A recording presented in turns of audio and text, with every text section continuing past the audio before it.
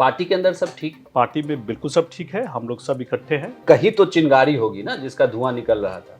देखिए आग तो ऐसे लगी नहीं, जख्म है, एकदम नासूर बन गया है कि किसी की तरफ से कोई पहल नहीं होगी। बार बार मन से कहा जा रहा है कि जो दर्द दिया गया उसकी दवा तो मुश्किल है। विधानसभा का जो चुनाव होगा वो हम 5 दल मिलके ही लड़ेंगे। अगर किसी और की संभावना बनेगी तो उस वक्त ये गठबंधन में बातचीत किया जाएगा इसके लिए। साले ने आपकी शादी तो करवा दी थी जी, अब साले की शादी कब हो रही है, ये भी अक्सर लोग सवाल पूछते हैं। हम लोग कोशिश करेंगे कि वो शादी कर लें, लेकिन उनका जो मोटो है, वो जो अपने फादर का सपना पूरा करने का एक बड़ा लक्ष्य लेकर के चल रहे हैं, उसके सामने ये कितना मान पाते हैं, हम लोग कितना मनवा पाते हैं, ये हम लोग को देखना होगा। नमस्कार, प्रणाम, बिहार तक देख रहे हैं आप। मैं हूं आपके साथ इंद्रमोहन और मेरे साथ हैं जमुई के सांसद अरुण भारती। सबसे पहले तो बिहार तक पर आपका स्वागत है। बहुत बहुत धन्यवाद। इनका एक और परिचय है, ये चिराग पासवान के जीजा है। लोकसभा चुनाव में जब टिकट की बात आई थी तो सवाल इस पर भी उठा था कि क्या जीजा साले में ही टिकट बढ़ जाएगा तो दूसरे लोगों का क्या होगा। इन तमाम सवालों के मैं जवाब लूंगा खुद अरुण भारती से, लेकिन सबसे पहले शुरुआत इस बात से कि पार्टी के अंदर सब ठीक है? बिल्कुल, पार्टी के अंदर सब ठीक है और जिस तरह की खबरें बहुत सारे अभी मीडिया सर्कल में चली हैं, उसमें कुछ सच्चाई नहीं है। हम लोग लगातार जितने भी सांसद हैं, सभी लोगों ने अपनी तरफ से अपना स्पष्टीकरण दे दिया है और स्पष्टीकरण देने के साथ ही हम लोगों ने राष्ट्रीय अध्यक्ष श्री चिराग पासवान जी के नेतृत्व में आस्था भी जताया है। ऐसे में बार बार खबरें चल रही हैं, गलत चल रही हैं। पार्टी में बिल्कुल सब ठीक है, हम लोग सब इकट्ठे हैं और चिराग पासवान जी को अपना लीडर, अपना नेता मानते हैं। जब आप हम लोग बोल रहे हैं तो इस हम लोग में बाकी सारे चारों सांसद आते हैं जो चिराग पासवान जी को अपना नेता मानते हैं और उनके नेतृत्व में हमारा विश्वास है। नहीं तो फिर ऐसी क्या जरूरत आन पड़ी कि तमाम सांसदों को वीडियो मैसेज जारी करना पड़ा? तो कहीं तो चिंगारी होगी ना जिसका धुआं निकल रहा था। देखिए, आग तो ऐसे लगी नहीं। अभी जो 2-3 मुद्दे हुए जिसपे हमारे राष्ट्रीय अध्यक्ष जी ने एक स्टैंड लिया, ठीक है, जो कि हमारी पार्टी का, जी, जो हमारी पार्टी का स्टैंड है, ठीक है, तो उस पे जो भी चिंताएं थी हमारे समाज की, जो भी चिंताएं थी बिहार की जनता की, उसको उन्होंने जाके मुखिया के सामने रखा। अब रखने के बाद न्यूज को कैसे मैनिपुलेट करके चलाया जाने लगा, तो इसलिए जरूरी था कि हम लोग सब लोग अपना स्पष्टीकरण दें, कम से कम एक बार अपना स्पष्टीकरण अवश्य दें, जो हम लोगों ने दिया। लगातार हम चारों सांसदों ने चिराग जी के नेतृत्व में आस्था जताया है और पार्टी में सब कुछ ठीक है, कहीं से कोई समस्या नहीं है। नहीं, वो तो ठीक तो इससे पहले भी था जब पार्टी टूट गई थी। देखिए, उस वक्त की बात ही अलग थी, उस वक्त की बात ही अलग थी। नहीं, उस वक्त तो और परिवार के लोग थे, इस बार तो दूसरे हैं। परिवार के आपके सिवा आप कोई नहीं। देखिए, पार्टी में अगर 3 नेता टूटते हैं तो फिर पार्टी के अस्तित्व पे सवाल उठता है। देखिए, मैं फिलहाल इन सारी आशंकाओं को एकदम निरस्त करना चाहूँगा कि पार्टी में बिल्कुल ठीक है, ऐसा कुछ भी नहीं है। पहले जो हुआ था उस समय हमारे अभिभावक, पार्टी के संस्थापक स्वर्गीय रामविलास पासवान जी का निधन हुआ था। हम लोग उससे उबरने की कोशिश कर ही रहे थे, लेकिन बीच में कुछ राजनीतिक ताकतें आ गई और उन राजनीतिक ताकतों के साथ में परिवार के लोग भी जुड़ गए, अपने निजी स्वार्थ के लिए जुड़ गए, और जिस कारण से ऐसे में चिराग जी अकेले पड़ गए थे। लेकिन फिलहाल मैं सारी ऐसे कयासों पे विराम लगाता हूँ। एक और आपको लेकर, चूंकि जब लेटरल एंट्री वाले मुद्दे पर प्रेस कॉन्फ्रेंस हो रही थी, चिराग पासवान प्रेस कॉन्फ्रेंस कर रहे थे, उनके ठीक बाईं तरफ आप बैठे हुए थे जी। उस वक्त भी बहुत जो लोग वीडियो को गौर से देखते हैं, जैसे मैंने भी देखा, तो मैंने बहुत गौर किया कि आप बार बार चिराग पासवान के कान में कुछ कह रहे थे। तो क्या ये माना जाए कि चिराग पासवान को अब पॉलिटिकल एडवाइजर के तौर पर उनके जीजा और जमुई के सांसद अरुण भारती मिल चुके हैं, जो बराबर गाइड कर रहे हैं कि चिराग आगे कैसे चलेंगे? जी बिल्कुल नहीं। देखिए, चिराग जी का एक्सपीरियंस, जो उनका एक्सपीरियंस है राजनीति में, वो मुझसे बहुत ज़्यादा है। देखिए, रिश्ते में मैं बड़ा हूँ, लेकिन राजनीतिक अनुभव में वो मुझसे कम से कम 10 साल आगे हैं और पॉलिटिक्स में वो मुझसे बहुत पहले आए हैं। तो अगर मैं उनको उस वक्त कुछ बता भी रहा हूँगा तो कोई ऐसा मुद्दा रहा होगा जिसका उस प्रेस कॉन्फ्रेंस से लेना देना नहीं था। वो उनसे राजनीतिक सलाह मैं लेता हूँ, उनसे मैं पूछता हूँ बहुत सारे मुद्दों पे कि पार्टी का क्या पक्ष होना चाहिए, और एक सांसद होने के नाते पार्टी के कार्यकर्ता होने के नाते मेरा क्या स्टैंड होना चाहिए। तो उनसे मैं सलाह लेता हूँ, उनको मुझसे सलाह लेने की जरूरत बिल्कुल नहीं है। एक और चीज जो देखने को मिली, मतलब जो बार बार अब कहा जा रहा है, क्योंकि देखिए मोदी सरकार 3.0 में जी जो एक चीज हुई है वो ये कि बहुत जल्द ये सरकार यू टर्न वाली सरकार हो गई, और उसके पीछे एलजेपीआर का बहुत बड़ा प्रेशर रहा। तो ये प्रेशर पॉलिटिक्स विधानसभा के लिए बनाई जा रही है, या आपको डर अपने उस वोट बैंक का है जो लगता है कि कहीं खिसक जाएगा इन मुद्दों को अगर अभी से टैकल नहीं किया जाए तो? देखिए, हम जितने भी राजनेता हैं, हम लोग एक समाज से आते हैं। बिहार की जनता ने उनकी आवाज को उठाने के लिए हम लोगों को भेजा है। ठीक है। चाहे सरकार के सामने या फिर लोकसभा में कहीं भी कोई अन्याय हो रहा हो, कहीं भी कोई ऐसा मुद्दा हो जो जनता के हित में नहीं हो, वो हम लोगों को उठाने के लिए उन्होंने चुन करके भेजा है। पहला मुद्दा उठाते हैं हम लोग, जो सुप्रीम कोर्ट का जो वर्गीकरण पे जो जजमेंट कोटा के अंदर कोटे की बात कही गई। जी इस पे हमारे समाज का, हमारी जनता का ये था कि क्या आज दलित वर्ग या जो भी वर्ग जिसको कि आरक्षण मिले हैं वो उस लेवल पे पहुंच गया है जहां पे उसमें अलग अलग वर्गीकरण होना चाहिए? क्या ये सवाल सुप्रीम कोर्ट के सामने था कि SC ST आरक्षण में वर्गीकरण होना चाहिए? क्या उस पक्ष का विचार जाना गया था सुप्रीम कोर्ट में कि वर्गीकरण आरक्षण में होना चाहिए? ऐसा तो कुछ भी नहीं हुआ। ये सवाल सुप्रीम कोर्ट के सामने था ही नहीं। इसमें उन्होंने क्या सोच करके इस तरह का डिसीजन दिया ये मुझे नहीं पता, लेकिन इस डिसीजन से जो समाज में चिंताएं बनी, आशंकाएं बनी, उनकी आवाज को प्रधानमंत्री तक ले जाना, चिराग पासवान जी का नेता होने के तौर पर सही जानकारी प्रधानमंत्री जी को देना, ये उनका दायित्व है। वो जनता की आवाज को सही तरीके से प्रधानमंत्री जी तक पहुंचाएं, ये उनका दायित्व है, इनकी वो जिम्मेदारी है। उन्होंने सही जानकारी और सही इंफॉर्मेशन प्रधानमंत्री जी को दी, और तब प्रधानमंत्री जी ने भी, बड़ी बात यह है कि उन्होंने सुना, और सुनने के बाद उन्होंने जो उचित फैसला था वो लिया। इसी तरह से जब लैटरल एंट्री का मामला आया, लैटरल एंट्री का जो मामला आया था वो सरकारी नियुक्तियों का मामला था। तो कोई भी अगर भारत सरकार में सरकारी नियुक्तियां होंगी तो उसमें आरक्षण के प्रावधानों का ध्यान रखा जाना चाहिए, चाहे वो SC का हो, चाहे ST का हो, चाहे OBC का हो, और मैं तो आगे बढ़ के कहूँगा चाहे EWS का मामला हो। ऐसे में ऐसे किसी भी प्रावधान का ध्यान नहीं रखा गया था। इसीलिए जनता की आवाज़ जो थी, उनकी चिंताएं थी, उसको हमारे राष्ट्रीय अध्यक्ष जी ने प्रधानमंत्री जी के सामने बिल्कुल सही तरीके से सही जानकारी देते हुए रखा। प्रधानमंत्री जी का ये बड़प्पन है कि उन्होंने सुना, और सुनने के बाद जनता के हक में जो फैसला था फिर उन्होंने उस सही फैसले को लिया।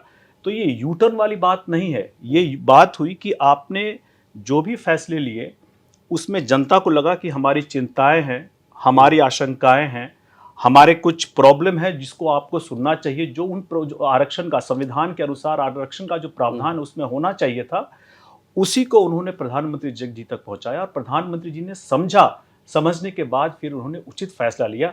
सरकार के उचित फैसलों को आप यू टर्न नहीं कह सकते हैं। सरकार जनता की है, जनता के लिए है, तो फैसले भी जनता के लिए ही होंगे। नहीं, लेकिन आप तो उसी सरकार का पार्ट है ना। सरकार में आपकी पार्टी से मंत्री हैं खुद चिराग पासवान, और उसके बाद अगर सरकार कोई फैसला लेती है, किसी विभाग में अगर एंट्री की बात थी, तो मतलब उस फैसले पर आपने प्रेशर बनाया तभी वो यू टर्न हुआ है।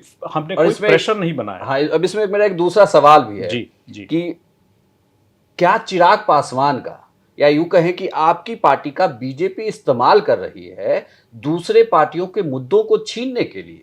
क्योंकि अगर लेटरल एंट्री की बात कही जाती, इसे भी विपक्ष उठा रहा था।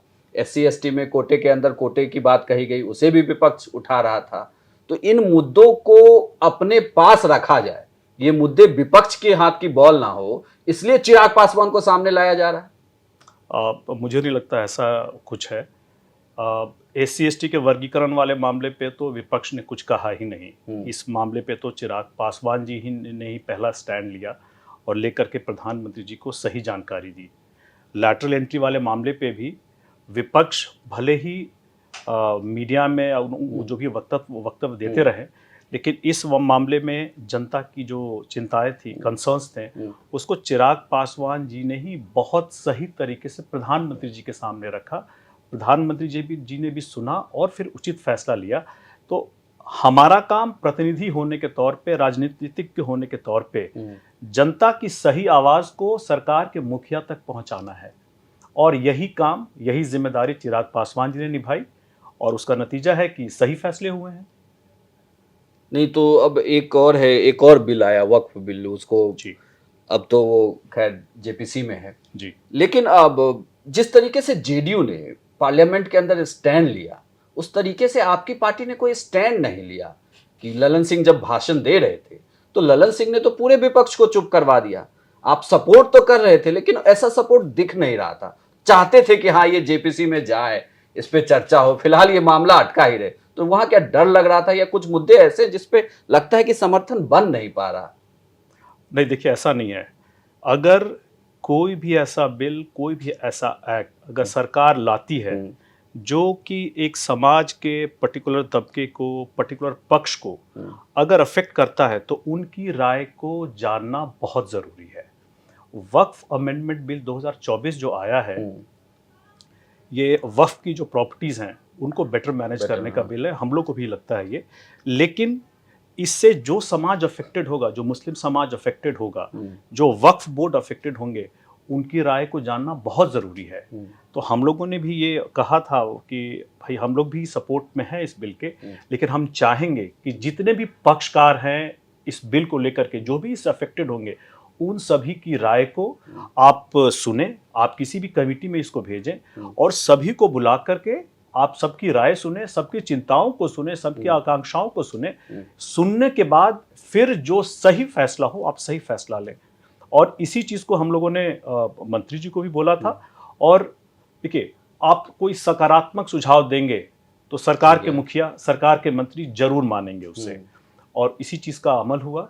एक जेपीसी बनी, जेपीसी में मैं खुद सदस्य हूँ, और वहाँ पे लगातार हम लोग अलग अलग मीटिंग में हम लोग अटेंड करते हैं। चूँकि गोपनीयता का शपथ है तो मैं कुछ जानकारी आपके साथ इस बारे में साझा नहीं कर सकता, लेकिन हम लोग अलग अलग पक्षों के विटनेस को सुन रहे हैं, उनकी आकांक्षाओं को सुन रहे हैं, उनकी चिंताओं को सुन रहे हैं, और इन सब करने के बाद एक प्रयास रहेगा हम लोगों की तरफ से कि एक ऐसा सकारात्मक फैसला आए जो सभी पक्षों को मंजूर हो। एक चर्चा ये भी है कि एलजेपीआर की अगर बात करें जी, तो एलजेपीआर चाहती तो है कि वो अपनी चलाए, लेकिन वो अपनी चलाने के चक्कर में बार बार बीजेपी से टकराहट भी हो रही है, और ये टकराहट कई मुद्दों को लेकर अब दिखने लगा है। वो भले आप बार बार कहें कि हम मोदी के हनुमान हैं, लेकिन ये हनुमान ऐसा लग रहा है कि कहीं अपनी ही, मतलब वो कहें तो राज्य में कहीं मुश्किल ना पैदा कर दे। मैं आग जैसे शब्द का इस्तेमाल नहीं कर रहा, लेकिन वो लग रहा है कि वो हनुमान फंस रहे हैं अपने राम से। वो टकराहट अब हनुमान की जारी है, लगता है या वाद विवाद होगा और ये चुनाव तक कुछ और ना हो जाए, विधानसभा चुनाव तक। नहीं, ऐसी कोई बात नहीं है। चिराग जी हनुमान के तौर पे, जैसा आप लोग हमेशा बोलते हैं, वो अपने राम का ही काम कर रहे हैं। तो ऐसी कोई भी, प्रधानमंत्री जी के पास एक चीज़ जानना बहुत ज़रूरी है कि उनके पास सही डिसीजन हो, इंफॉर्मेशन होगा तो वो सही डिसीजन तो उनके पास तो सही इंफॉर्मेशन होगा ही ना। हाँ, सरकार के मुखिया वो जिसे चाहे जब चाहे तब इंफॉर्मेशन, बिल्कुल, लेकिन सही खबर सही आदमी के द्वारा सकारात्मक तरीके से पहुंचाना मुखिया के पास बहुत जरूरी है। यही काम चिराग पासवान जी ने किया है। इसमें कहीं से भी हम लोग सरकार के एंटी में कोई हम लोग नहीं है। हम लोग चूंकि सरकार, समाज सरकार बनाती है, भारत की जनता, बिहार की जनता सरकार बनाती है, तो इनकी आवाज को, इनकी आशंकाओं को, चिंताओं को, कंसर्न्स को प्रधानमंत्री जी के पास जिस तरह से चिराग पासवान जी रख पाए हैं, मुझे उम्मीद है कि आगे भी सकारात्मक तरीके से ऐसे ही जनता की किसी भी चिंताओं को, कंसर्न्स को रखेंगे। और जब आप चीज़ों को इंफॉर्मेशन को सही तरीके से सकारात्मक तरीके से रखते हैं तो उस पर उचित फैसला ही लेती है सरकार। मुझे आपसे बात करके ऐसा लग रहा है कि लोकसभा चुनाव से लेकर अभी ये सांसद बनने के बाद मैंने आपके पहले के बयान सुने और अभी जब मैं इंटरव्यू आपका कर रहा हूँ, आप काफ़ी रिफाइन हो चुके हैं। मतलब आपकी पूरी भाषा कहूँ और एक एक शब्द इतनी डिप्लोमेटिक आप बात कर रहे हैं, इसमें मतलब मैं कहूँ तो बहुत खुल के चीज़ें नहीं आ रही हैं कि हाँ चीज़ें ठीक हैं। चीज़ें ठीक है और चूंकि अभी बहुत ज़्यादा दिन नहीं हुआ है। हाँ, देखिए राजनीति में एंट्री जो है भले ही चुनावी राजनीति में आपकी तो चर्चा थी कि 2019 में भी आप चुनाव लड़ना चाहते थे। वो खैर बहुत पुरानी बात हो गई है। चुनावी राजनीति में तो अभी आए हैं, लेकिन लगातार हम सीख रहे हैं और सीखने का ये क्रम जारी रहेगा। और अपने राष्ट्रीय अध्यक्ष जी से भी लगातार हम कई मुद्दों पे सलाह लेते रहते हैं। पार्टी में भी जो वरिष्ठ लोग हैं उनसे भी सलाह लेते रहते हैं। लेकिन वो कह रहे हैं कि चिराग पासवान जो है वो राष्ट्र स्तर पे बात करेंगे और अरुण भारती जो है वो राज्य के स्तर पे नेताओं को जवाब देते रहेंगे। तभी अगर जीतन राम मांझी को जवाब देना है तो आप अरुण जी से सवाल करिए, अरुण जी वहां जवाब देंगे। ऐसा क्या हुआ है कि आप लोगों की बन नहीं रही? मतलब मांझी की तरफ से स्टेटमेंट आता है तो जवाब आपकी तरफ से जाता है, या वो कहें कि मीडिया का वो टाइमिंग गड़बड़ हो जा रहा है कि सवाल मांझी ने कहा, चूंकि कोटे को लेकर वहां आपकी बन नहीं रही है, लेकिन जवाब आप ही का आ रहा है। देखिए जरूरी यह है कि जवाब पार्टी की तरफ से जाए और ऐसे समय पर जब मुझसे ये सवाल पूछा जाता है तो मैं पार्टी का ही स्टैंड उस वक्त सामने रख रहा होता हूँ। आदरणीय जीतन राम मांझी जी मुझसे बहुत सीनियर हैं, मैं उनके सामने हाथ जोड़ता हूँ और मैं हमेशा ये रहूँगा कि उनका आशीर्वाद मिलता रहे। लेकिन इसके अलावा जो हमारी पार्टी का स्टैंड है, अगर वो उनके द्वारा रखे गए स्टैंड से अगर भिन्न है तो मैं अपनी पार्टी का स्टैंड उस वक्त वहां रखूंगा ही अपने तरीके से।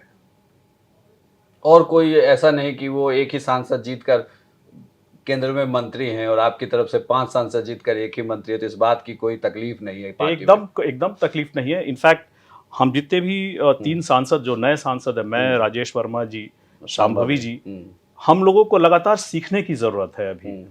तो जिस तरह से चिराग पासवान जी पिछले 10 सालों में एक सांसद के तौर पे उन्होंने लोकसभा के कार्यकलाप सीखे हैं, अपने क्षेत्र में कार्य करने के बारे में सीखा है, वैसे ही हम लोग तीनों भी लगातार अपने क्षेत्र में बने हुए हैं और पार्टी के भी अलग अलग फोरम पे हम लोग जा करके अलग अलग चीज़ों को सीख करके उसको कैसे बेहतर तरीके से एक पार्टी के स्टैंड के रूप में रखा जाए, हम लोग अभी सीख रहे हैं। तो हम लोग को इसका कोई कॉल्म नहीं है, हम लोग को कोई मलाल नहीं है कि हमारी पार्टी से एक ही मंत्री हैं।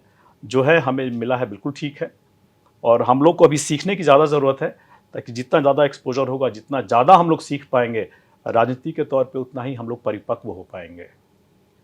एक और आपके परिवार के सदस्य, चूंकि तलखी की हम बात कर रहे हैं मांझी के बाद, पशुपति पारस आपके परिवार, मतलब आप कहें तो आपके तो ससुर हैं, आपके तो ससुर हैं, चाचा ससुर जी हैं, एकदम चाचा ससुर जी। मतलब हम लोग जिस बिहार से आते हैं वहाँ चाचा ससुर इज इक्विवेलेंट टू ससुर जी।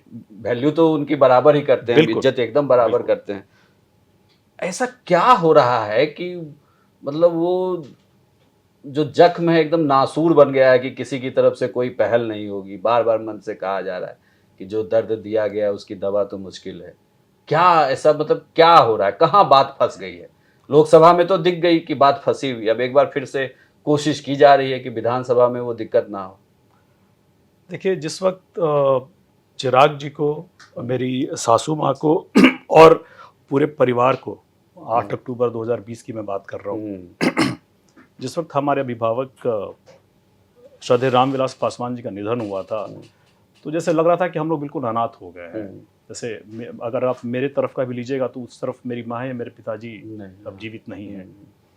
तो एक फादर फिगर होता है हर परिवार में, और जब वो नहीं थे, क्योंकि मैं उनसे बहुत अटैच था, हम लोग रोज शाम में शतरंज खेला करते थे, बहुत सारी चीज़ें वो मुझे बताते थे, और सडनली वो एक वॉइड क्रिएट हो गया। मेरे बच्चे भी अपने नाना से बहुत अटैच थे। स्कूल के बाद उनका हमेशा ये एफर्ट रहता था कि हम शाम में कैसे नाना के साथ जा करके समय व्यतीत करें, चाहे वो अपनी नानी से भी बहुत क्लोज हैं, कैसे हम उनके साथ जा करके उनके साथ हम खेलें। तो ये जब वॉइड क्रिएट हुआ, और जिस वक्त हम लोग को लग रहा था कि अब ये फादर फिगर कौन हो सकता है, ऐसे भी मैं चिराग जी का, मेरी सासू माँ का, मेरा खुद का, मेरी पत्नी का, सबका नज़रिया था कि पारस चाचा जी होंगे वो हमारे फादर फिगर होंगे। और हम लोग इस बात से आश्वस्त थे कि नहीं, हम लोग चूँकि पूरा परिवार कुनबा हमेशा इकट्ठा रहा है और मेरी सासू माँ ने हमेशा मेहनत की है हर छोटी बड़ी चीज़ों को नज़रअंदाज करके कि परिवार हमेशा इकट्ठा होना चाहिए। ऐसे में जिस वक्त हम लोगों को सबसे ज़्यादा उनकी ज़रूरत थी, सबसे ज़्यादा जब उनकी ज़रूरत थी, तब वही राजनीतिक षड्यंत्र के कारण परिवार तोड़ने में उनकी, परिवार और पार्टी दोनों तोड़ने में उनकी महत्वपूर्ण भूमिका होती है, जो आप खुद सोचिए कि आपको एक कितना बड़ा झटका है आपके लिए। चिराग पासवान जी के पास अभी उनके पिता के नहीं रहने के बाद परिवार और पार्टी दोनों की जिम्मेदारी आई। ऐसे में उनको ये बहुत उम्मीद थी कि चाचा जी से वो आशीर्वाद मिलेगा।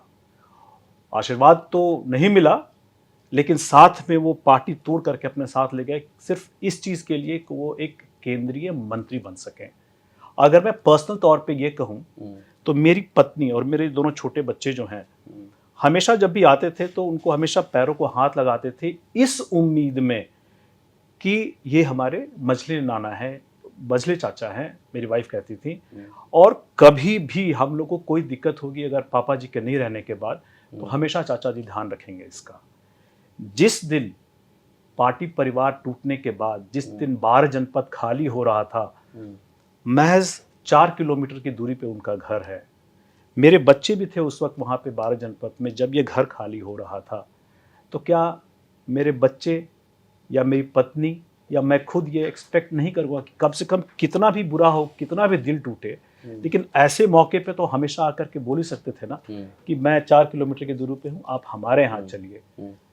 पूछना तो दूर, कोई पूछने भी नहीं आया, पूछना तो दूर, हम लोग किसी तरह से वहाँ से निकले और निकल करके चिराग जी की नानी के यहाँ गए।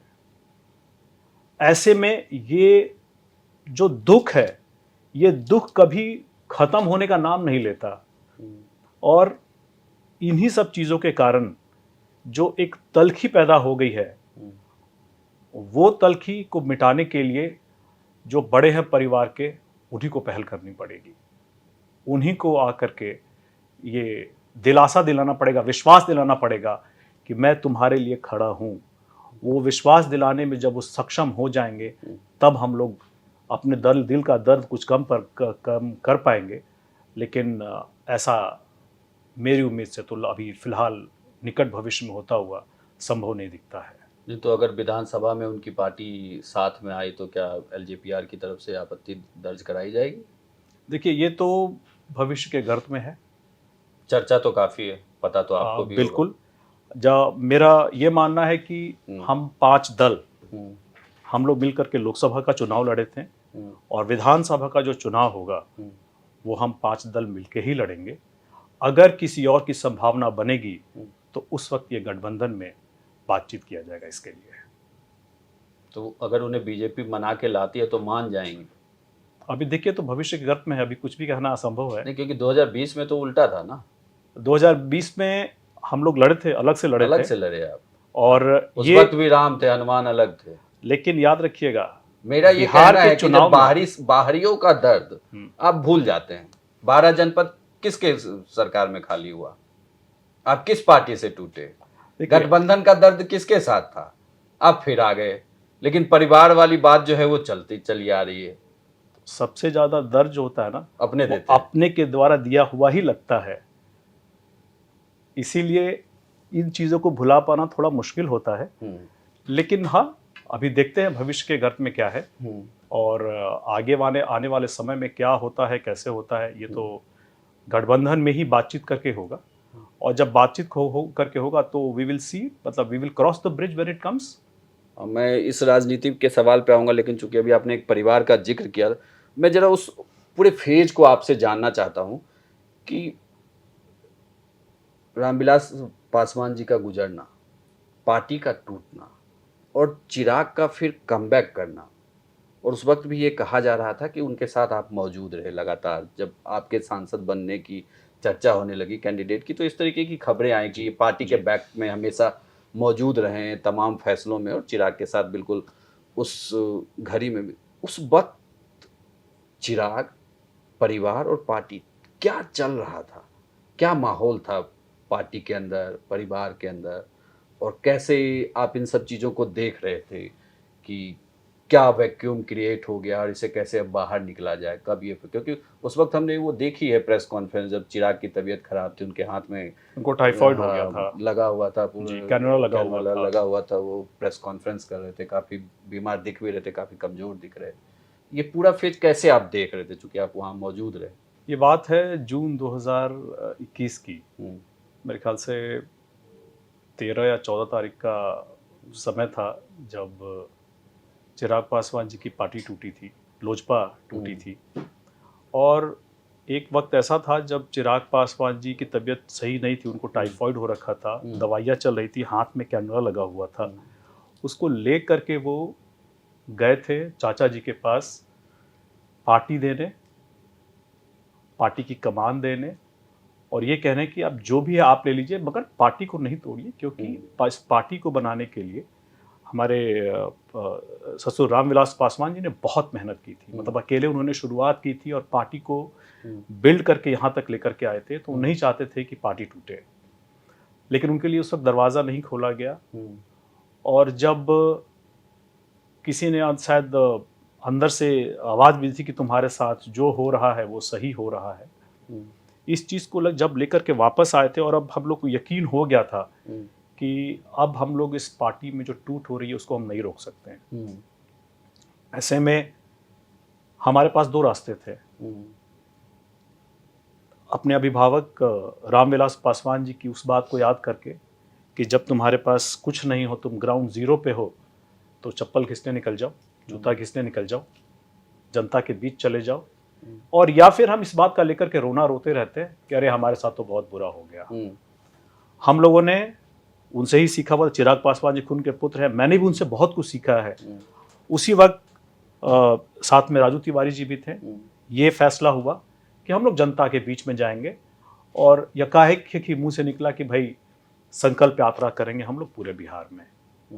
उसके बाद हम लोग को कुछ भी नहीं पता था कि आगे क्या होगा नहीं होगा, और हम लोगों ने दिन चुना था 5 जुलाई 2021 का, जब हम लोग शुरू किया। उसी दिन पहले पापा जी पे पहली जो किताब आई थी उसका विमोचन हुआ, और उसके बाद हम लोग तुरंत पटना गए और वहाँ से हम लोगों ने यात्रा शुरू की हाजीपुर से।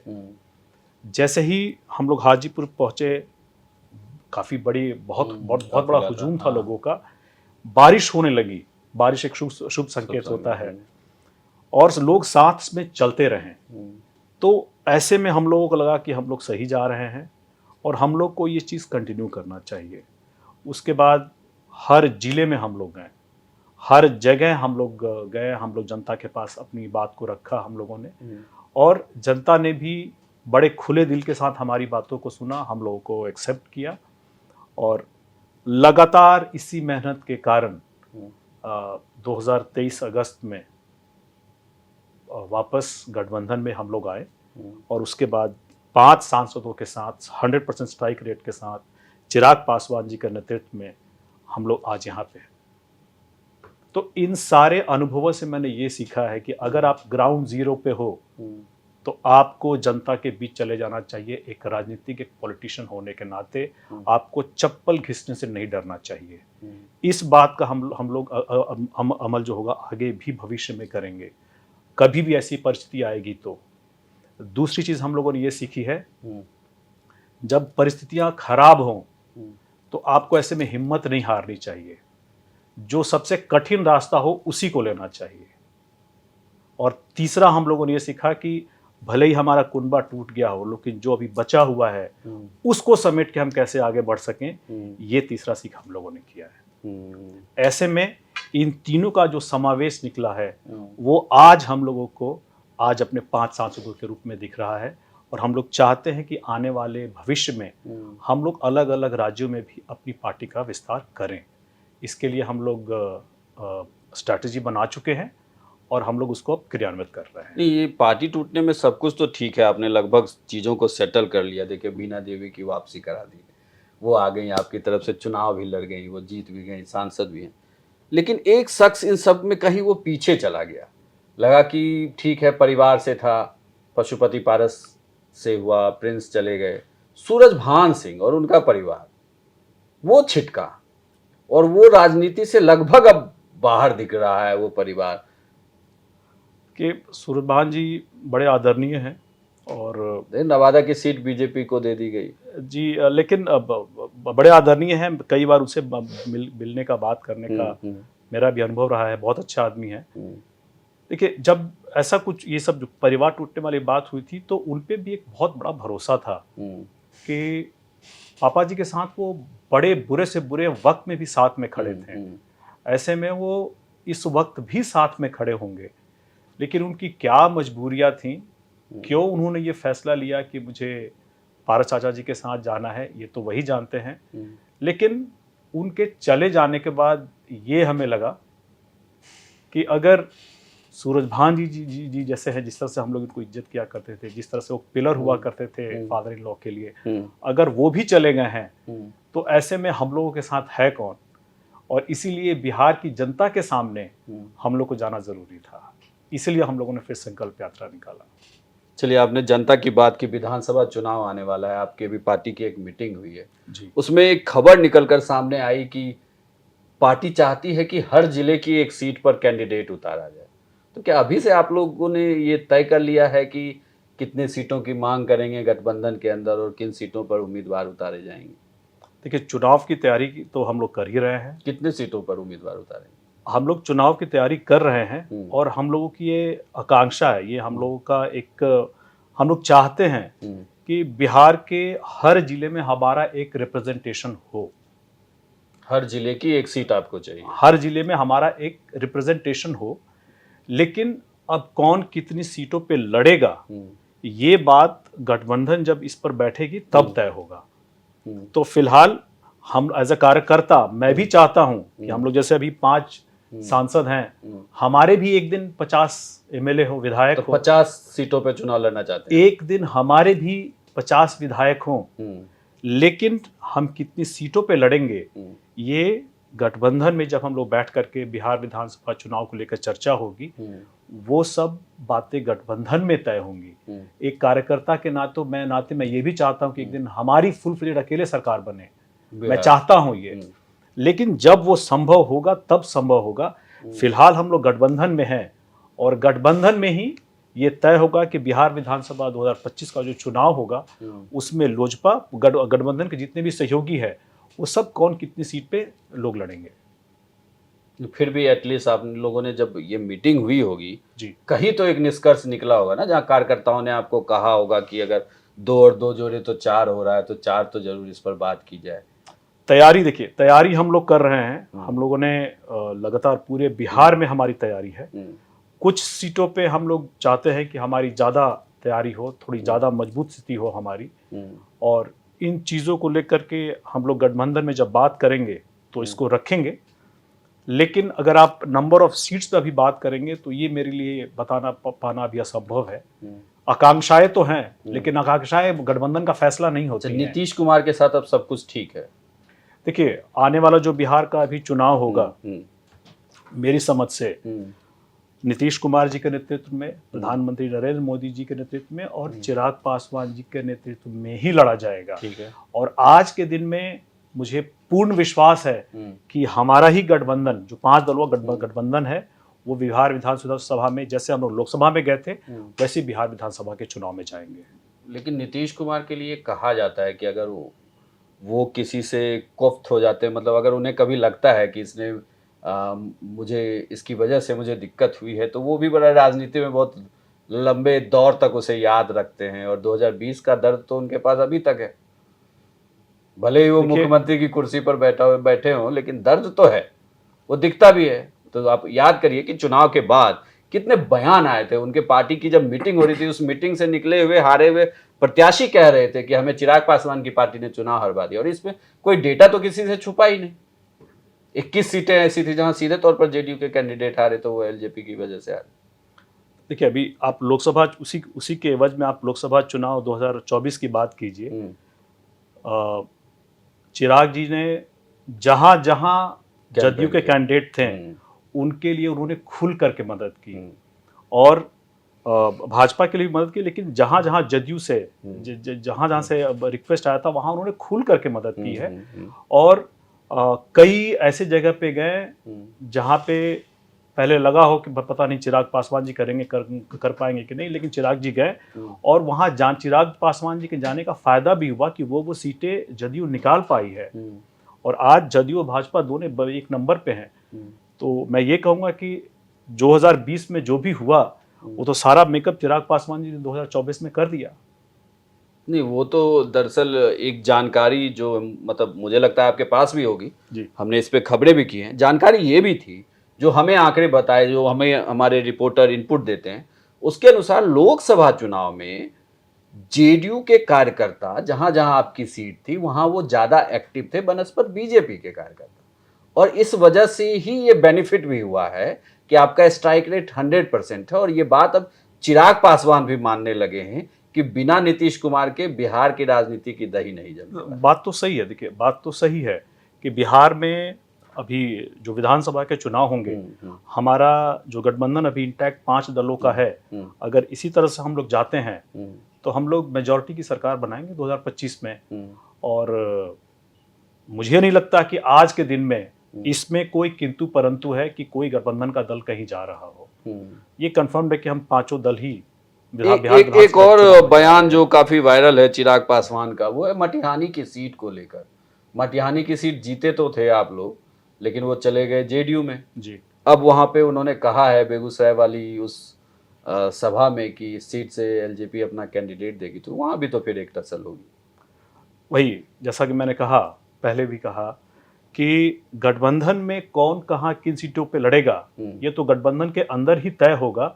लेकिन कुछ सीटें हैं जहां पे हमारी स्थिति मजबूत है हमारे इंटरनल आकलन के हिसाब से, और उन सीटों पे पूरी बिहार में तो तैयारी कर ही रहे हैं, लेकिन उन सीटों पे भी हमारी कुछ खास मजबूती रहेगी। और हम लोग चाहेंगे कि जब गठबंधन में इन सब पे बात हो तो उन सीटों पे हमारा मजबूत दावा भी हो।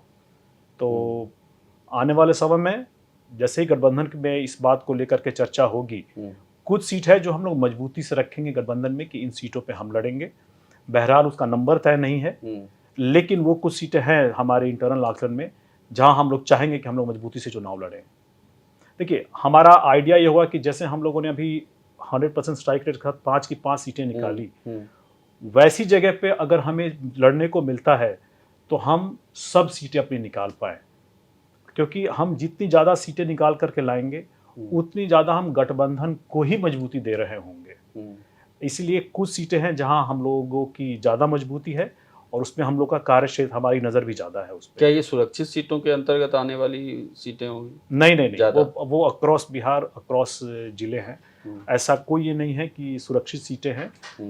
जो हमारे समीकरण के हिसाब से, जो हमारे कार्यकर्ताओं के क्रियाकलाप के हिसाब से, जो हमारे पार्टी के हिसाब से जो मजबूत सीटें होंगी उस पर हम लोग का एक रहेगा। लेकिन फिलहाल हम लोग तैयारी पूरे बिहार में कर रहे हैं। एक और तेजस्वी यादव की बात कर लेते हैं। तेजस्वी यादव भी लगातार, पहले तो लगता था कि ये दोनों युवा नेता एक दूसरे पर कभी निशाना नहीं साधेंगे, लेकिन अब तल्खी दिखने लगी है। अब राजनीतिक बयानबाजी दोनों तरफ से जारी है और बार बार ये चर्चा भी होती है कि अगर चिराग इधर से छोड़ के गए तो तेजस्वी तो तैयार ही बैठे हैं। शुरू से ही इनका पारिवारिक रिश्ता रहा है, पुराना इनका राजनीतिक इतिहास रहा है। क्या अब चीज़ें बिगड़ रही हैं, या आपको लगता है कि नहीं, अगर चिराग तेजस्वी को कोई बिहार की राजनीति में टक्कर देंगे तो वो चिराग ही हैं, क्योंकि नीतीश तो उनसे एक पायदान ऊपर है जी। तो क्या अब इसकी तैयारी की जा रही है? देखिए, फादर इन लॉ के टाइम से ही लालू जी के परिवार से काफ़ी अच्छा रिश्ता रहा है और इसकी गरिमा हम लोगों ने भी कोशिश की है कि पब्लिक डोमेन में, मीडिया के सामने हम लोग एक मेंटेन करें। और पता नहीं उनकी तरफ से भी ऐसा प्रयास रहा होगा। लेकिन जमुई के चुनाव में आपको याद होगा जिस तरह से तेजस्वी जी के सामने जो विपक्षी महिला प्रत्याशी थी, जो मेरे सामने खड़ी थी उस वक्त जमुई से, उनके मंच पे जिस तरह इस गरिमा को ठेस पहुंचाई गई, सासू माँ के लिए गालियां निकाली गई और चिराग पासवान जी के लिए गालियां निकाली गई, ऐसे में हम लोगों को ये उम्मीद थी कि जैसे हम लोगों ने इस गरिमा को मेंटेन किया है, उस तरह से तेजस्वी जी भी इस गरिमा को मेंटेन करेंगे, ऐसे कार्यकर्ताओं पे डिसिप्लिनरी एक्शन लेंगे। लेकिन ऐसा कुछ होने के बजाय उन्होंने सफाई पेश करनी शुरू कर दी, जो कहीं से भी हम लोग को एक्सेप्टेबल नहीं था। अगर हमारी पार्टी से किसी ने ऐसा किया होता तो हम लोग तुरंत उसको पार्टी से निकाल देते, लेकिन ऐसा कुछ उधर से होता हुआ दिखा नहीं। लेकिन ये भी तो कहा जा रहा है ना कि तेजस्वी ने काफी लोकसभा चुनाव में साथ भी दिया। अब आपके सामने जो कैंडिडेट थे, क्या आप मानते थे कि उनसे आपको बराबर की टक्कर मिल रही थी? अर्चना रविदास नहीं, मुझे नहीं लगता, तो क्योंकि हम लोग लगातार घूम रहे थे। कहा जा रहा था ना कि लेकिन उन्होंने एज दे दिया था कैंडिडेट को। हाँ, लेकिन अब आप देखिए खगड़िया में चुनाव लड़ रही थी तो वहां सीपीआईएम के उम्मीदवार थे ना। जी, लेकिन संभावी के सामने कांग्रेस के उम्मीदवार थी। हाँ, लेकिन मैं अपनी बात पूरी कर लूं। जिस तरह से ये देखिए, चुनावी राजनीति उसका विरोध वो तो अलग मामला है, लेकिन अगर मेरे परिवार की बेइज्जती अगर तेजस्वी जी के सामने हो रहा हो, अगर मेरे कार्यकर्ता कोई तेजस्वी जी के किसी भी परिवार के लोगों के लिए असभ्य भाषा बोल रहा हो, टिप्पणी कर रहा हो, तो मैं उसे रोकूंगा ही नहीं, मैं उसे पार्टी से निकलवा दूंगा। यही चीज हम लोग एक पारिवारिक जो एक आदर सम्मान करते हैं पर्सनल लेवल पे, यही अपेक्षा तेजस्वी जी से भी थी कि ऐसा कुछ करेंगे, लेकिन उन्होंने ऐसा कुछ किया नहीं। उसके बाद से इससे ठेस तो लगती ही है कि जैसे हम लोग इस गरिमा को अगर मेंटेन कर रहे हैं तो उनको भी मेंटेन करना था, लेकिन उन्होंने ऐसा कुछ किया नहीं। उसके बाद से जो भी उनके राजनीतिक वक्तव्य आए हैं तेजस्वी प्रसाद जी के, हम लोगों ने राजनीतिक तौर पे उसका विरोध किया है, पर्सनल लेवल पे कभी उसका विरोध नहीं किया है। पर्सनल लेवल पे हमने कभी कोई असभ्य टिप्पणी नहीं की है। उनकी राजनीतिक पॉलिसीज का, उनके राजनीतिक स्टैंड का हम लोग राजनीतिक तौर पे विरोध करते रहेंगे। ये पार्टी का स्टैंड है और आगे भी रहेगा। चलिए, एक और पार्टी का गठन हो रहा है, प्रशांत किशोर गठन करने वाले हैं, जन सुराज जी, और उन्होंने ये कहा है कि उनका जो पहला राष्ट्रीय अध्यक्ष होगा वो भी दलित होगा और 243 सीटों पर उम्मीदवार उतारने वाले हैं। क्या आपको लग रहा है कि इससे एलजेपी का जो वोट बैंक है उसमें सेंधमारी की एक कोशिश होगी? देखिए, नुकसान कर सकते हैं प्रशांत किशोर आपको? कतई नहीं, लेकिन मैं एक चीज पहले ये बोल दूं कि ये बहुत अच्छी बात है कि बिहार के जो युवा बिहार से बाहर गए थे, वापस बिहार आकर के कैसे एक विकसित बिहार बन सके, इसमें अपना योगदान देने के लिए वो तैयार हैं। और आगे आने वाले समय में जैसे चिराग पासवान जी हैं, जैसे प्रशांत किशोर जी हैं, ये ऐसे पढ़े लिखे नौजवान लोग अगर आएंगे तो मुझे पूर्ण यकीन है कि आने वाले दशकों में बिहार भी एक विकसित राज्य बनेगा। बहरहाल हम इसके राजनीतिक इस पे आते हैं। देखिए, मैं चाहता हूं कि प्रशांत किशोर जी जैसे और नए बिहार के लोग जो हैं बाहर गए हुए हैं, आकर के बिहार की इस विकास की गति है उसमें सहायता दें, लेकिन वो किसे राष्ट्रीय अध्यक्ष बनाएंगे ये उनकी पार्टी का विशेषाधिकार है। उससे हम लोगों को कोई फर्क नहीं पड़ता, वो उनका अपना इंटरनल डिस्कशन है।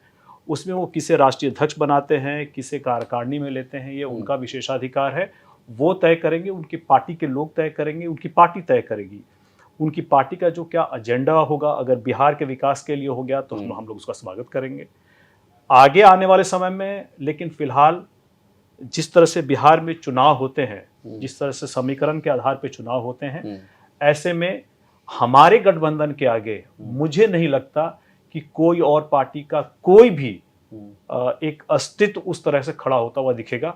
और हमारा जो गठबंधन है, जो इंडिया गठबंधन है, वो बिहार के चुनावों में मेजॉरिटी के साथ 2025 में फिर से सरकार बनाएगा। चूंकि आपने युवाओं की बात की, विकास की बात की, मैं आपसे जानना चाहता हूँ, जमुई के आप सांसद हैं जी, जमुई में युवाओं के पलायन को रोकने के लिए आप क्या कर रहे हैं? क्या होने वाला है जमुई में? बिल्कुल सही सवाल किया है आपने।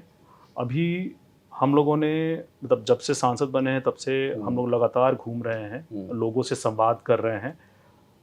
जमुई में खासकर के वहाँ जो दो सबसे बड़ी समस्याएं मेरे संज्ञान में आई हैं, वो है एक पीने का पानी और सिंचाई का पानी, जिसके लिए जो सबसे बड़ा प्रोजेक्ट है वहाँ का बरनार जलाशय, जो 1977 में अप्रूव हुआ था, आज तक पेंडिंग पड़ा हुआ है।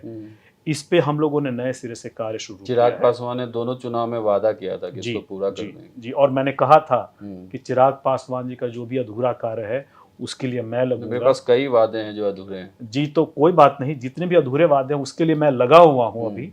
और बर्राज जलाशय के लिए लगातार हम लोग प्रशासन से बात कर रहे हैं। उसमें एक बहुत अच्छी खासी प्रगति हुई है। जो सबसे बड़ी समस्या आ रही थी ये जमीन अधिग्रहण को लेकर के, उसमें काफी हद तक इस मामले को सुलझा लिया गया है। 6 अमीन अभी जमीन को सर्वे करने में लगे हुए हैं और मुझे पूर्ण यकीन है कि आने वाले निकट भविष्य में ही जमीन का जो मामला है उसको हम सुलझा लेंगे। इसके बाद हम लोग इसको तुरंत ही आगे बढ़ा करके फाइनेंशियल एलोकेशन में जाएंगे, जहां के इस पे पैसा आवंटित हो और इस पे काम शुरू हो। अगर बरनार जलाशय का प्रोजेक्ट अगर शुरू हो जाता है, जैसे गढ़ी डैम का प्रोजेक्ट जिसके लिए मैं लगा हूँ वो शुरू हो जाता है, जैसे पेट्रोलियम की तरफ से एक नया प्रपोजल आया है कि आप हमें 25 एकड़ का ज़मीन दें और हम वहाँ पे एक संयंत्र लगाएंगे, इस तरह के प्रोजेक्ट शुरू हो जाते हैं तो मान के चलिए कि हज़ारों नौकरियां जनरेट होगी, रोजगार के अवसर जनरेट होंगे। डायरेक्टली अगर 1000 होंगे तो मान के चलिए उसका 5 गुना 10 गुना जो होता है इनडायरेक्टली भी होता है। ऐसे में इन सारे प्रोजेक्ट के शुरू होने से मुझे पूर्ण यकीन है कि वहां पर जो रोजगार की समस्या है उसका बहुत हद तक निवारण होगा और वहां पे पलायन रुकेगी। चलिए, मेरे पास कई लिस्ट हैं जो वादे थे और आपको लेकर कहा, जैसे कि आपने कि चिराग पासवान के अधूरे काम को पूरा करेंगे जी। झाझा में केंद्रीय विद्यालय खुला, लेकिन जमुई जिला मुख्यालय में केंद्रीय विद्यालय खोलने का वादा था वो भी अधूरा है। बटिया रेल लाइन कब तक पूरा होगी ये भी, इसकी भी कोई अभी तक जिक्र नहीं की गई। बाईपास की मैं जवाब दूं? बाईपास की मांग, हाँ आप एक एक करके ही जवाब दीजिए। केंद्रीय विद्यालय जिला जमुई में कब खुलने वाला है? देखिए, झाझा का चूंकि वहां नहीं था, प्रायोरिटी थी, इसके लिए काफी प्रयत्न किया गया। हम 2 नावों पे एक साथ सवार होते, इसके बजाय उन्होंने सारा फोकस दिया झाझा पे। झाझा एक पिछड़ा हुआ LWE जगह है और बहुत जरूरी था कि वहां पे केंद्रीय विद्यालय खुले। फिलहाल उसके बाद वो केंद्रीय विद्यालय खुल गया, रेलवे की जमीन पे खुला है और वो स्कूल चालू भी हो चुका है। जमुई में प्रस्तावित था कि होगा, लेकिन जमीन का अभी भी अधिग्रहण बचा हुआ है। हम लोग कोशिश कर रहे हैं कि जमीन मिल जाए ताकि वहां पे ये कार्य हो सके। झाझा बटिया का जो है रेल लाइन का जो प्रोजेक्ट है, इस पे भी जमीन अधिग्रहण के कारण ये मामला फंसा हुआ है, लेकिन वो कार्य अभी प्रगति पे है। अभी जैसे ही कंप्लीट होगा आपको उस पे भी प्रगति नजर आएगी। जमुई में बाईपास की मांग थी और चुनाव, चिराग पासवान से चुनाव से पहले कहा जा रहा था, ये बाईपास अप्रूव हो चुका है, खैरमा से अप्रूव हो चुका है। अब इसको टेंडर के द्वारा धरातल पे उतारने की जरूरत है। मतलब अभी भी टेंडर तक काम रुका हुआ है ना? टेंडर तक पहुंचा है, अभी टेंडर हुआ नहीं है। अच्छा, एक जमुई में पुराना हवाई अड्डा है, लोगों ने उसकी जमीनों का अधिग्रहण तक कर लिया है, कई कब्जे हैं, मतलब लोगों का कहना अतिक्रमण किया जा रहा है उस पे। और इस पे कई एयरपोर्ट की बात कही जा रही है कि हवाई चप्पल वाला भी हवाई जहाज में चलेगा। तो जमुई में क्या कुछ होने वाला है ऐसा? लगभग 125 एकड़ की जमीन है हवाई अड्डे की, जिसपे लास्ट जो प्लेन उतरा था सब 75-76 में उतरा था, उसके बाद से दोबारा उतरा नहीं है। बताइए। लोगों ने कहा था कि अतिक्रमण हो रहा है, लेकिन अभी पिछले हफ्ते जब मैं गया हुआ था जमुई, वहाँ पे जिलाधिकारी साहब से मेरी बात हुई। उन्होंने कहा कि अतिक्रमण उसके जमीन के बाहर कहीं कहीं है, लेकिन बहुत छोटे स्तर पे है।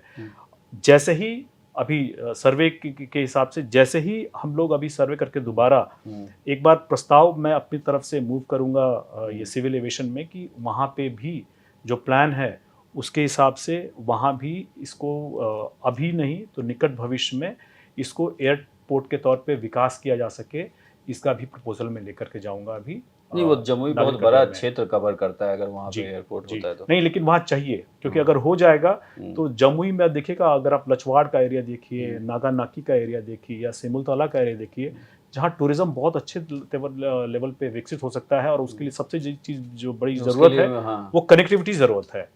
इससे कनेक्टिविटी तो शहर को ये भी बताना होगा ना कि शहर अपराध मुक्त है, नक्सलवाद से मुक्ति मिल चुकी है।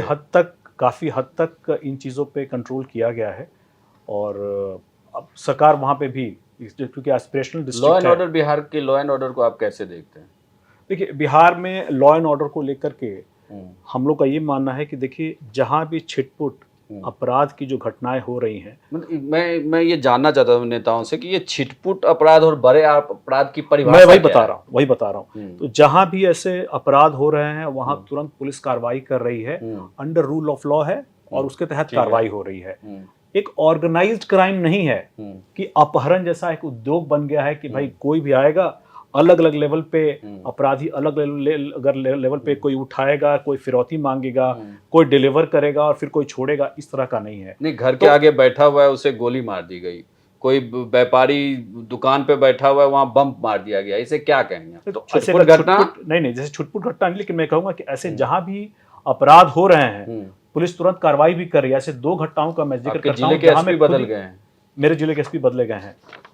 हाँ, तो ये तो प्रशासनिक ये ट्रांसफर्स हैं, ये तो हमेशा होती रहती हैं। चलिए, एक और समस्या है आपके शहर की, ये तो खैर बिहार के हर शहर की समस्या, जल जमाव। ये है समस्या। क्या इसको लेकर सांसद काम कर रहे हैं कि जी, कोई रोड मैप तैयार किया जा रहा है कि पानी शहर का निकलेगा कहाँ? जी, इसको लेकर के जिला प्रशासन से अभी मीटिंग हुई थी लास्ट वाले से जमुई के विजिट में।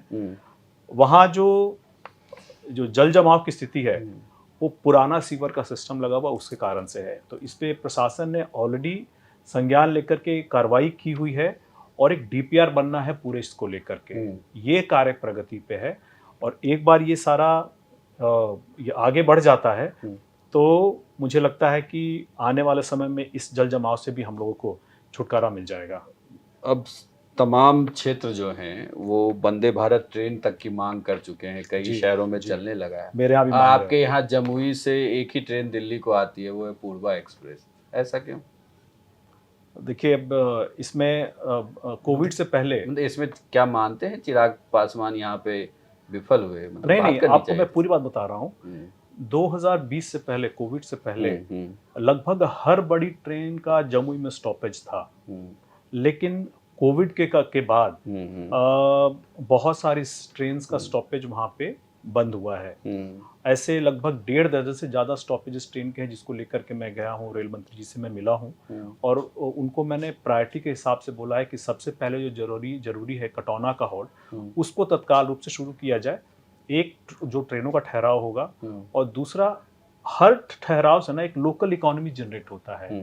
वहाँ आसपास के जो 50 गांव हैं जो हैं उनको ट्रेन का भी लाभ मिलेगा और एक छोटी सी लोकल इकोनॉमी भी डेवलप होगी, रोजगार का भी थोड़ा सा अवसर बनेगा।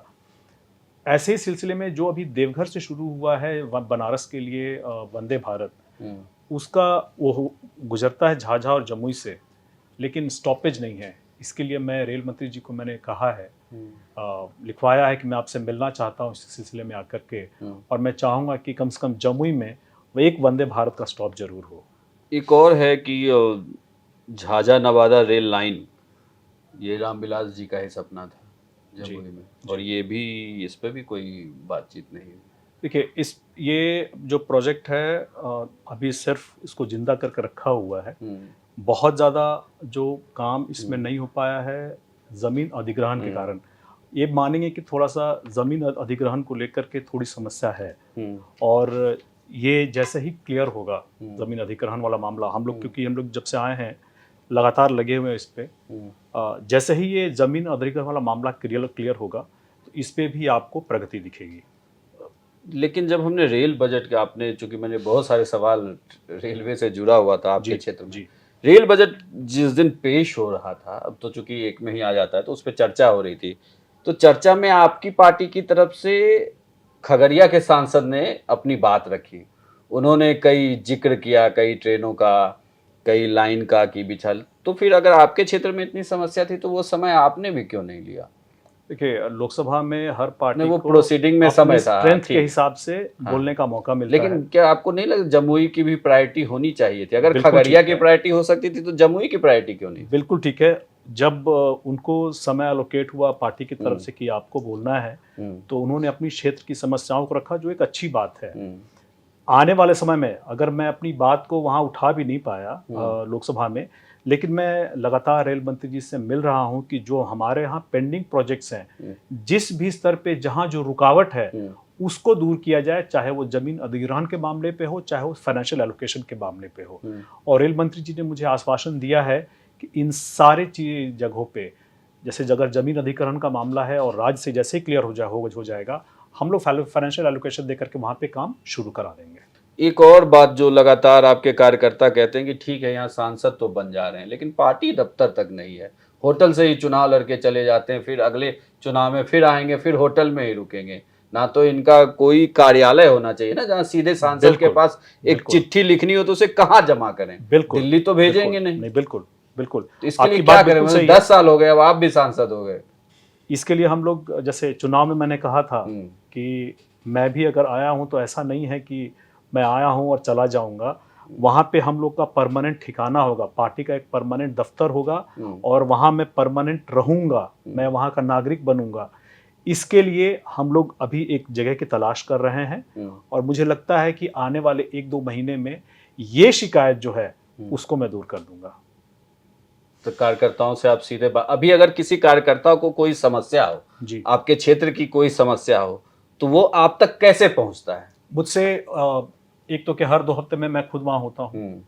इसके अलावा मुझसे हमेशा फोन के माध्यम से, ईमेल के माध्यम से हम सब लोग टच में हैं हमेशा। नहीं, आप जमुई की जनता कौन ईमेल कर रही है आपको? फोन पे तो बात कर सकती है ना, और लगातार फोन पे प्रतिदिन 15-20 लोगों से मेरी बात होती है। उनकी समस्याएं जो भी होती हैं, सिर्फ 15-20 लोगों से ही आपकी बातचीत जितने होती है? लोगों का फोन आता है उनसे तो मैं बात करता ही हूँ। अगर छूट जाता है कभी तो उससे ज्यादा लोगों का होता है बात करने के लिए। तो लेकिन ऐसे में किसी का काम रुकता नहीं है। पिछले ही लेकिन आप काम करवाएंगे कैसे? वीडियो आपकी सुन नहीं रहा, एसपी आपके फोन नहीं उठाते, तो हमने सब ने देख लिया। ये तो वैसे वीडियो पे है, अभी आप हेलो हेलो कर रहे हैं, अगला फोन काट दे रहा है, अगले को आप अपना परिचय दे रहे हैं। ऐसी बात नहीं है। मैं आपको बता रहा हूँ इसमें, अभी पीछे ही अभी जो जुलाई में और अगस्त में लगभग 3-3 लोगों के, जिनको प्रधानमंत्री राहत कोष से मदद चाहिए थी, 3-3 लोगों के हम लोगों ने करवा दिए। अभी एक रोड जो था गिद्धौर से लेकर मांगो बंदर तक निजवारा के थ्रू विजय कुमार सिन्हा जी से मिले थे, 16 करोड़ का रोड है, ये पास हो गया है। बाकी भी प्रोजेक्ट के लिए हम लोग लगे हुए हैं। ऐसे में एक जो आप जो कह रहे हैं कि प्रशासनिक अधिकारी हम लोगों की बात नहीं सुनते, 2 ऐसी घटनाएं हुई हैं। एक जब मैं सासाराम गया हुआ था और वहाँ के पुलिस अधीक्षक महोदय से मैं घटना के बारे में क्या करंट अपडेट है मिलना चाहता था। इत्तेफाक की बात है कि नेटवर्क इशू के कारण फोन कट गया, लेकिन न्यूज़ ये बताया गया कि उन्होंने फोन काट दिया, जबकि पुलिस अधीक्षक महोदय ने दोबारा फोन कॉल करके मुझे सारी जानकारी दी। जो वीडियो साहब हैं, जब अभी जो मैं गिद्धौर गया हुआ था, जो जिनके पुत्र की मृत्यु हो गई थी, झारखंड के जो एग्जाम में गए हुए थे फिजिकल टेस्ट के लिए, वहाँ भी होता क्या है कि उन्होंने तुरंत फोन पकड़ा दिया बगैर पूरा परिचय दिए हुए। तो उन्होंने मुझसे पूछा आप कौन बोल रहे हैं, और मैंने बताया कि मैं कौन बोल रहा हूँ। इसके बाद उन्होंने पूरी घटना की, पूरी उन्होंने क्या कार्रवाई की है उसकी उन्होंने पूरी जानकारी दी। प्रशासनिक अधिकारियों का पूरा सहयोग मिल रहा है, ये मैं नहीं कहूँगा कि नहीं मिल रहा है, लेकिन अगर सारी कार्रवाई आप सही तरीके से बना देंगे तो न्यूज़ बनता नहीं है। न्यूज़ तो नेगेटिव चीज़ों पे ही बनता है। नहीं पॉजिटिव बात, हम इतनी अच्छी बातचीत तो कर रहे हैं। अभी मुझे मौका मिल रहा है अपनी बात को पूरी तरह से रखने के लिए।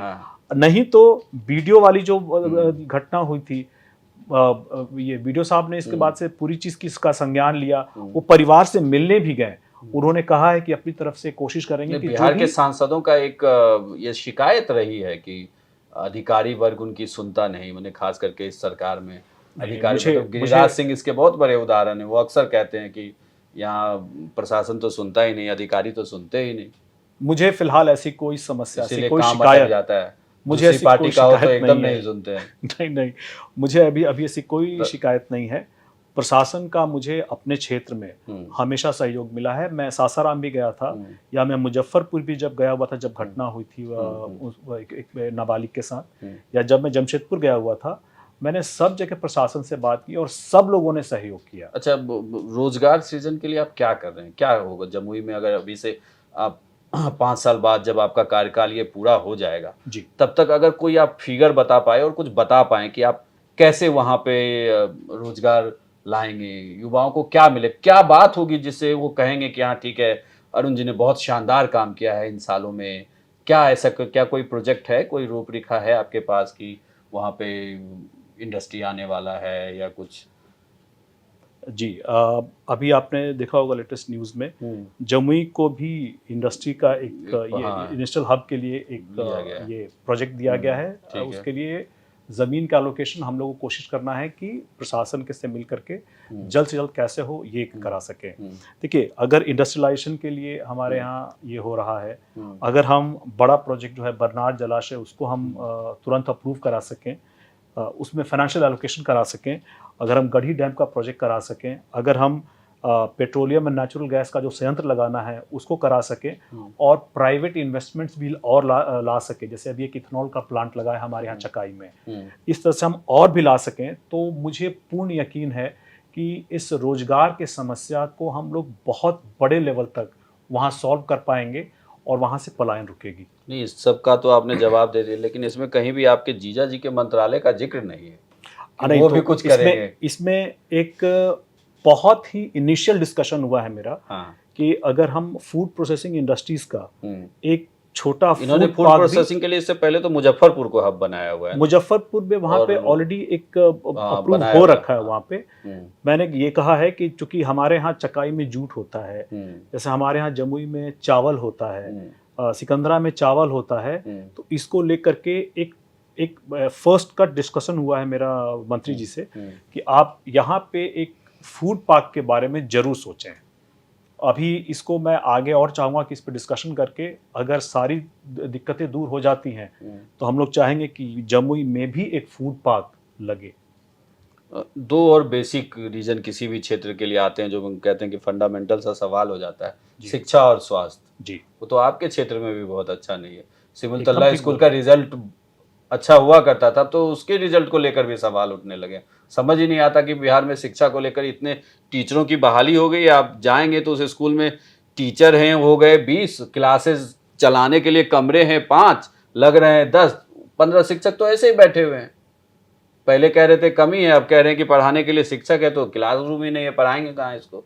देखिए, सिमुलतला वाला जो स्कूल है उसकी स्थिति को सुधारने की ज़रूरत है और अच्छा क्या है कि आपने संज्ञान में लाया है। जैसे पिछले कई बार से हो रहा था कि हम लोग सिमुलतला जा करके देखेंगे कि स्कूल में क्या कमियां हैं, लेकिन इस बार वाले में हम लोग जा करके देखेंगे वहाँ क्या कमियां हैं, क्या त्रुटियां हैं जिसको हम लोग सही कर सकते हैं।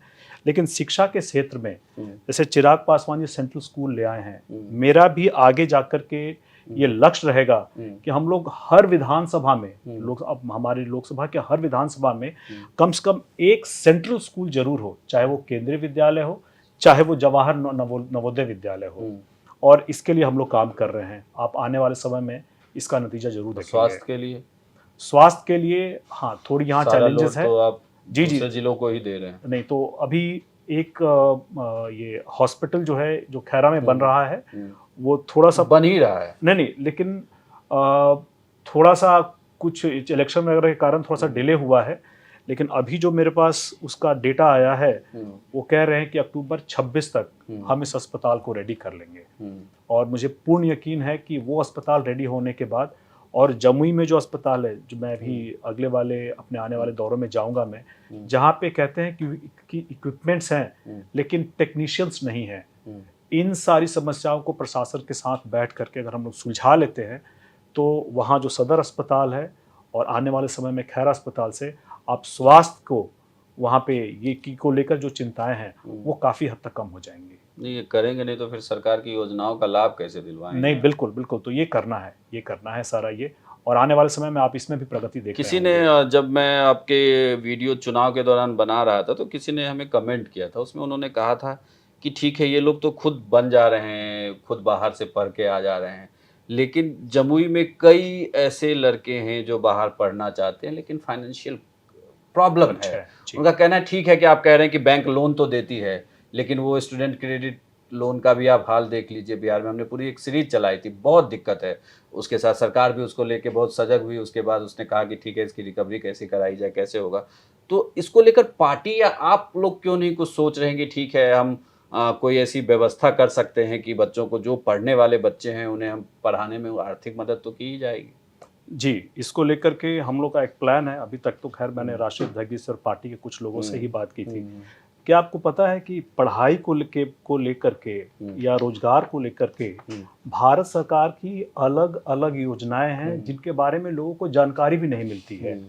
हम लोग एक पार्टी के अंदर ही अपने संस्थापक के नाम पर एक ऐसा एक विंग शुरू करने जा रहे हैं जिसमें 2 चीज़ों पे खास करके फोकस होगा। एक होगा शिक्षा को लेकर के और दूसरा होगा रोजगार को लेकर के। रोजगार के लिए आज सरकार 2 लाख से लेकर के 15 करोड़ रुपए तक की सहायता आपको देती है, बड़े ही नॉमिनल रेट ऑफ इंटरेस्ट पे। और ये सोशल जस्टिस एंड एम्पावरमेंट मंत्रालय के द्वारा IFCI के थ्रू चलाया जाता है। इसके बारे में आप बिहार में जाके पूछ लीजिए, कोई इन्फॉर्मेशन ये किसी को नहीं पता है। हमें इस लोगों को जागरूक करने की ज़रूरत है। तो सबसे पहले खास करके जो एजुकेशन लोन को लेकर के है, जो शिक्षा को लेकर के है, उन सारी चीज़ों के बारे में लोगों को जागरूक ही नहीं करना है। कोशिश ये करना है कि उनके एप्लीकेशन को लेकर के कैसे हम रेलेवेंट डिपार्टमेंट तक पहुंचा सके। हमारा काम बीच में होगा एक मैसेंजर, एक कुरियर की तरह, लेकिन कम से कम उसका फ़ायदा ये मिलेगा कि उसमें से जितने बच्चे अप्लाई करेंगे उसमें कुछ लोगों को तो ज़रूर इन योजनाओं का लाभ मिलेगा। यही होगा रोजगार को लेकर के। IFCI के थ्रू जो चलता है, IFCI वेंचर कैपिटल फंड, या सरकार की जो अलग अलग योजनाएं हैं वीकर सेक्शन के लिए, SC/STs के लिए, उन सारे प्रोग्रामों के बारे में एक उनका एप्लीकेशन जनरेट करवा करके कैसे उन रेलेवेंट डिपार्टमेंट तक पहुंचा दिया जाए। और ये हम लोग लोकली जमुई में करेंगे ताकि उनको दिल्ली आने या पटना आने की जरूरत नहीं पड़ेगी।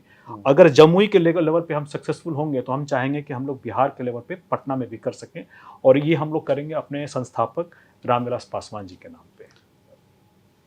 बिहार में एक और मतलब जो, चूंकि आप रोजगार की बात कर रहे हैं, तो बेरोजगारों के लिए तो आज का सबसे बड़ा रोजगार जो है वो शराब पहुंचाना बहुत आम समस्या है, और बिहार में शराबबंदी है। तो शराबबंदी को लेकर आपकी क्या सोच? देखिए, शराबबंदी को लेकर के हम लोगों की सोच है कि सरकार ने जो फैसला लिया है ये ज़रूरी है, ठीक है, लेकिन कुछ हद तक इसमें रिलैक्सेशन की ज़रूरत है। मैं आता हूँ इस पहलू पे कहाँ पे। जो गरीब आदमी दिन के 300 रुपये कमाता था, अगर वो 150 रुपये या 200 रुपये अगर शराब में उड़ा दे रहा है, तो उसके परिवार के बच्चों की शिक्षा के लिए, परिवार को आगे बढ़ाने के लिए फिर कुछ बहुत ज़्यादा बच नहीं जाता है, वो हैंड टू माउथ ही रह जाते हैं। ऐसे में शराबबंदी ज़रूरी थी, लेकिन अब इसका घाटा हो रहा है पासी समाज को, क्योंकि वो लोग ताड़ी निकालते। तो हम लोग पहले से पक्ष में थे कि उसको इस दायरे से अलग रखा जाए, क्योंकि उनका जीविका का ये जरिया है। और अब हम लोग ये भी देख रहे हैं कि शराबबंदी होने के कारण सूखे नशे का बहुत ज़्यादा ये बढ़ रहा है उसमें। और इसके लिए ज़रूरी ये है कि हम कैसे इस समस्या को टैकल कर सकें, क्योंकि इसके लिए जागरूक करना ही एकमात्र विकल्प है। और प्रशासन के द्वारा पुलिस फोर्स और बाकी चीज़ें तो हैं कि इसका सोर्स पे ही हम कैसे पकड़ सकें, लेकिन इस सूखे नशे को रोकना ये बहुत ज़रूरी है। और ये हमारी पार्टी की भी चिंता है कि आने वाले समय में इसको कैसे टैकल किया जाए। और हम लोग इसमें जहाँ से भी हम लोग को एक मदद मिले, जहाँ उन्होंने, प्रशांत किशोर ने कहा है कि अगर उनकी सरकार आई तो 1 घंटे में हटा देंगे शराब।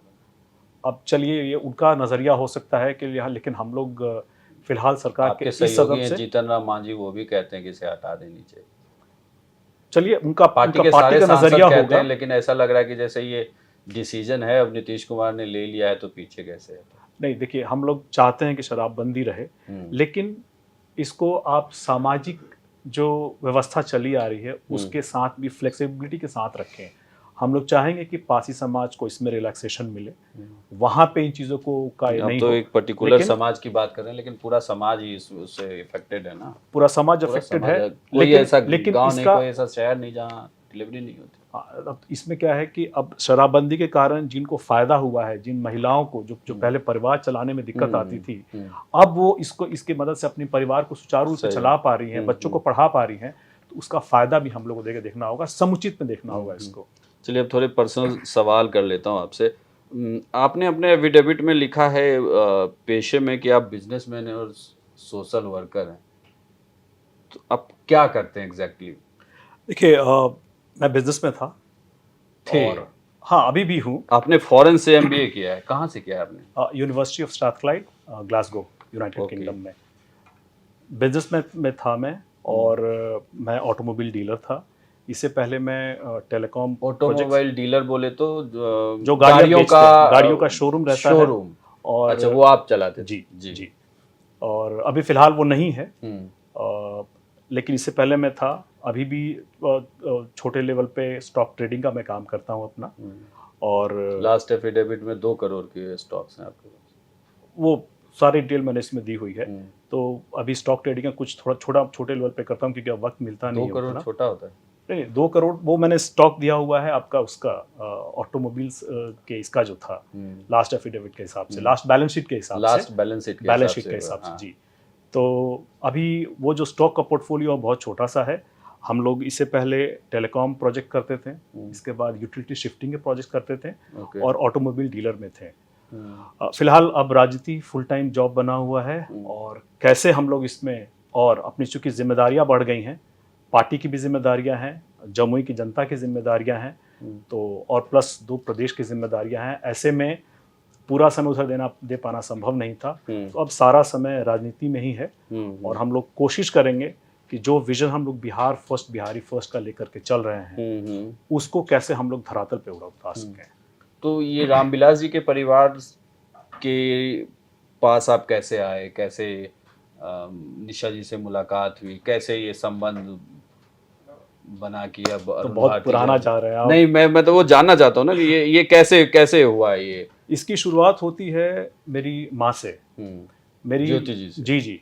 तो माँ भी पॉलिटिक्स में थी, वो कांग्रेस मैं बता देता हूँ अपने दर्शकों को कि जो डॉक्टर ज्योति हैं, वो सहार सीट से 2 बार कांग्रेस की विधायक रही हैं, मंत्री भी रही हैं जी कांग्रेस की।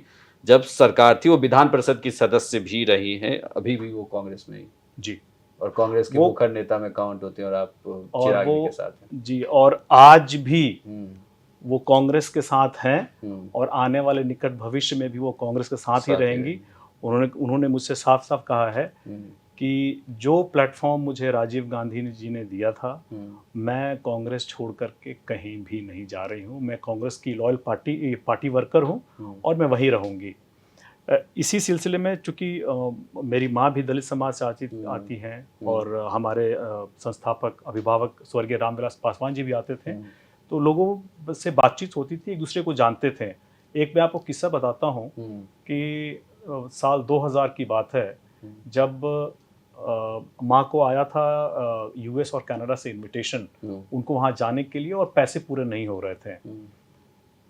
तो ऐसे ही दिल्ली में आई हुई थी मिलने के लिए, लेकिन चली गई रामविलास पासवान जी के यहाँ, और उन्होंने जाकर के बोला कि सर मुझे कनाडा से बहुत अच्छा इनविटेशन आया हुआ है, वहाँ पे एक प्रोग्राम में पार्टिसिपेट करने के लिए। मेरी मदर डॉक्टरेट हैं, तो वहाँ जाने के लिए आया हुआ है, लेकिन थोड़ा सा मेरे पास पैसा कम पड़ रहा है, तो आप उसमें कुछ मेरी मदद कर दें। तो उन्होंने एक क्षण का भी सोचे हुए उन्होंने तुरंत मदर इन लॉ, मतलब उस समय मदर इन लॉ नहीं थी, उनको बुलाया, और उन्होंने कहा कि बीके थोड़ी सी आप ज्योति जी को जानती हैं, इनकी थोड़ी सी मदद कर दें। और उन्होंने तुरंत उस वक्त उनको मेरे ख्याल से $1000 दिए थे, उनके पास जो थे पहले से बचे हुए। और उसी $1000 की बदौलत मेरी मदर गई थी कनाडा, वहाँ से वापस आई, और वापस आके उन्होंने मुझे एक किस्सा बताया था कि ऐसा ऐसा हुआ था। तो इसकी शुरुआत वहाँ से होती है कि दोनों दूसरे को पहले से जानते थे। मैं MBA करके आने के बाद मैं यहाँ ये बैंक में जॉब कर रहा था, और जॉब करने के दौरान ही, चूँकि अभी जॉब शुरू ही हुई थी कनॉट प्लेस में ही, तो मदर ने कहा कि आज शाम में हम लोग को कहीं चलना है। शायद उनकी उस वक्त सेंट्रल हॉल में ये श्रद्धेय रामविलास पासवान जी से मुलाकात हुई थी, और हम लोग गए वहाँ पे। तो मैंने पूछा कि आखिर क्या बात है, हम लोग को आप इस तरह से लेके जा रही है, मेरा भी नया नया जॉब शुरू हुआ है, ऐसे तो मुझे तुरंत निकाल देंगे। बोले नहीं, ज़रूरी है, तुम चलो। हम लोग गए, पूरे परिवार से मिले। पूरे परिवार से मिलने के बाद उस वक्त तक मुझे आइडिया नहीं था, लेकिन जब वहाँ बातचीत शुरू हुई तो मुझे आइडिया लग गया कि मुझे क्यों लाया गया है। अच्छा, शादी की बात हुई? जी, तो उस वक्त शादी की बात थी। मेरा एक अरेंज मैरिज है। इसमें एक और रोचक बात बता दूं, मैं पूरे परिवार को तो पसंद आ गया था, लेकिन निशा जी को ही पसंद नहीं आया था। तो इसमें सबसे बड़ा हाथ चिराग जी का है। उन्होंने फिर कैसे अपनी सिस्टर को कन्विंस किया, मीटिंग्स हुई, उन्होंने बताया, उन्होंने भी मेरे बारे में जाना, मैंने भी उनके बारे में जाना, और तब जाके म्यूचुअली फिर ये आगे बढ़ा, एक्सेप्ट हुआ। आप बाइक का भी शौक है आपको? जी, मुझे बाइक का शौक है। ये शौक अभी नहीं, कॉलेज के टाइम से ही रहा है। मैं उस वक्त मुझे याद है कि +2 करने के बाद हम लोग आए थे दिल्ली में, Shri Ram college of commerce में मेरा एडमिशन हुआ था। मैं हॉस्टल में था और अधिकतर टाइम हम लोग को बस से आना जाना पड़ता था। उसी दौरान मैंने फर्स्ट ईयर में बाइक सीखी थी और मुझे वो इतना अच्छा मोड ऑफ ट्रांसपोर्ट लगा कि मतलब प्यार हो गया था कि भाई बाइक से मुझे कहीं भी आने जाने के लिए मैं कोशिश करता कि जिस भी दोस्त के पास हो उनसे मैं मांग लूँ, या किराए पे मिलता हो तो मैं रेंट पे ले लेता था। तो मुझे बाइक का शुरू से शौक रहा है, लेकिन इस शौक को शादी के बाद से एकदम कर्टेल कर दिया गया है। शौक आज भी है, लेकिन फिलहाल अभी उतना चलाने को मिलता नहीं है। बाइक है कौन सी? अभी फिलहाल एक बाइक है मेरे पास, ट्रायम्फ है। कीमत बताइए। कीमत जान के क्या करेंगे उसमें, मैंने नहीं, सेकंड हैंड आपके लिया पास था जो उसको। बाइक है उस पे लोन है जी, और वो पे लिया लोन था का मैंने। अमाउंट ही बहुत ज्यादा है। उसको उतने मैंने में लोन देश पे में लिया कई था। बाइकें आ जाएंगी। देखिए, ये बाइक मेरी पसंद की थी, हाँ, तो उस समय मैंने लिया था, लोन पे लिया था उसको, और ये मेरी फेवरेट बाइक है। अभी तक उसका लोन अभी चल रहा है, लोन अभी लेटेस्ट चल रहा है, एफिडेविट में तो चल रहा है वो। अभी चल रहा है, इस लेकिन फाइनेंशियल अगले अगले साल खत्म हो जाएगा। अगले साल खत्म हो जाएगा ये, लेकिन चलाने का मौका नहीं मिलता है। मतलब 5 साल हो चुके हैं इस बाइक को, ऐसे करिए। 1000 किलोमीटर भी नहीं चला पाया हूं मैं। चलिए, एक और चूंकि मैं पढ़ रहा था आपका एफिडेविट, उसमें एक और जिक्र है कि आप अभी बार बार बात तो कर रहे हैं किसानों की, उनके सम्मान की, लेकिन आप कभी किसान तो रहे नहीं।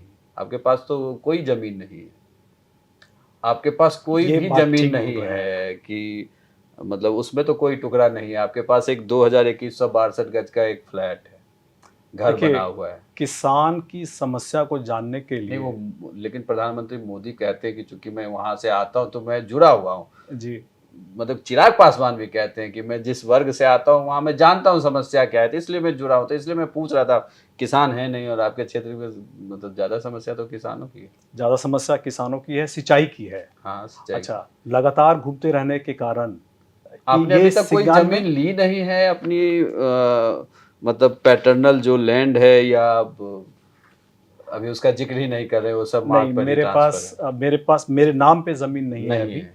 मैं अब मैं ज़मीन खरीदूंगा जमुई में, हम्म, अपने नाम पे, जहाँ पे मैं पार्टी का दफ्तर और अपना भी घर बनाऊंगा। हम्म, माँ ने अपने समय पे ज़मीन ली थी, उनके नाम पे है, लेकिन मैंने अपने नाम पे अभी ज़मीन ली नहीं है। हम्म, अब मैं लूँगा, अब मैं लूँगा। मुझे उस वक्त जब हम लोग ये जब बिजनेस में थे तो मुझे लगा नहीं ज़रूरत कि अभी ज़मीन लेने की ज़रूरत है, क्योंकि जब तक ज़मीन लेना एक बहुत बड़ा क्रिटिकल डिसीजन होता है।